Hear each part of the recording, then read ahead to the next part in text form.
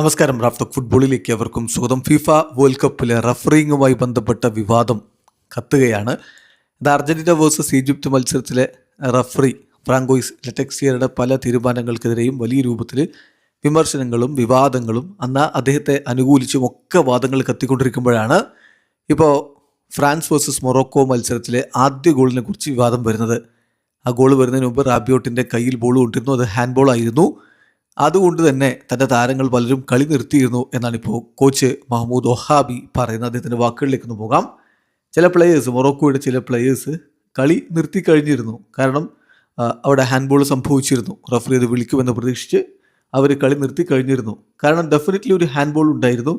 അതിനുശേഷം എംബാപ്പയുടെ individual play ആണ് ഗോളിലേക്ക് വഴി വെച്ചത്. അതിൽ ആ ഗോൾ ശരിയല്ല, അതിൽ ഇറഗുലാരിറ്റി ഉണ്ട് എന്ന് തന്നെ ഇപ്പോൾ മഹ്മൂദ് ഒഹാബി പറയുന്നു. തീർച്ചയായിട്ടും അത് അത്തരത്തിൽ സംഭവമുണ്ട്. പക്ഷേ റഫറി വിളിക്കാതെ കളി നിർത്തുക എന്നൊക്കെ പറഞ്ഞാൽ അതൊരു പ്രൊഫഷണൽ ഗെയിമിൽ നമ്മൾ കാണുന്ന സംഭവമല്ലല്ലോ.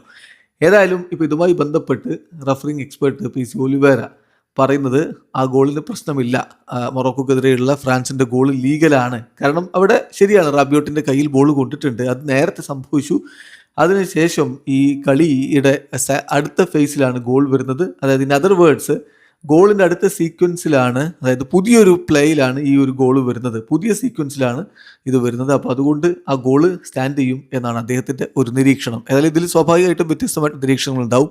ഹാൻഡ് ബോൾ എന്തുകൊണ്ട് റഫറി വിളിച്ചില്ല എന്ന ചോദ്യം ഉയരുന്നുണ്ട്. വീഡിയോ അവസാനിക്കുന്ന ഫുട്ബോൾ ലോകത്തെ കൂടുതൽ വിശേഷങ്ങളുമായി റാഫ് ടോക്സ് എത്താം.